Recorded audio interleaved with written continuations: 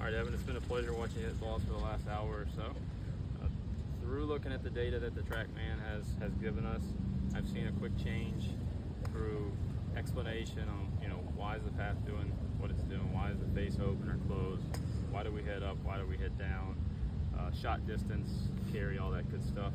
And what I noticed quickly is when I say swinging slightly too far out to in, and that's why we get the pulls and we get the overcuts, you can quickly neutral out your path, and then from there we look at the face, and now what's our tendencies now that our path is more neutral? Is the face always open or is it always closed?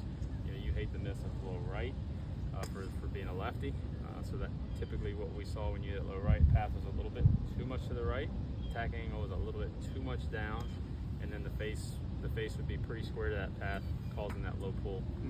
And when you want to hit a cut with a club, it makes sense to swing right for you, swing right, and then that's obviously going to make you hit a little bit more down. The problem is when we overdo that, and then the face isn't under control, we get that miss to the right, and that's the one that kills you. So all we talked about mostly was let's neutralize the path, let's get it closer to 0. So we'll be somewhere between neutral path, which is 0, or 2 degrees to the right for you. That gives you a very, very flat cut.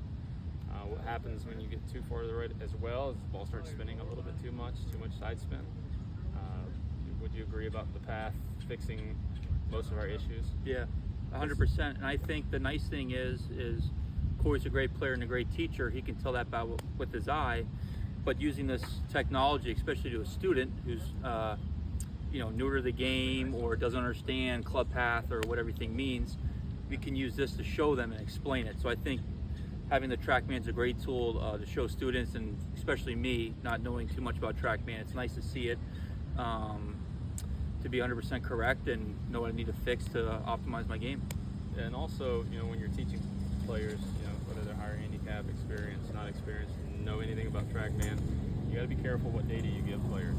Some players can regurgitate it, they can remember it, they can process it.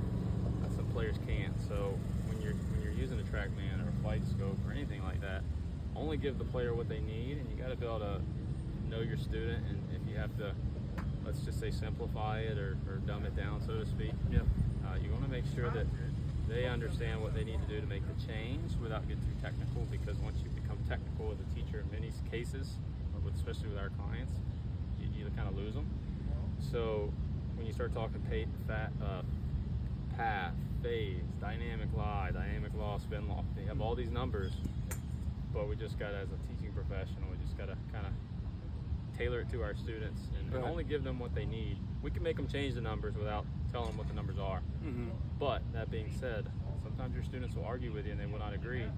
So when you can show them the little tablet and give them a little dose of reality, it makes it easier for them to be willing to make the change. So nice work. Yeah, it was thank a pleasure. you, Cory. Yeah, pleasure. Thank you, man. Thank you. Thank you. I think that was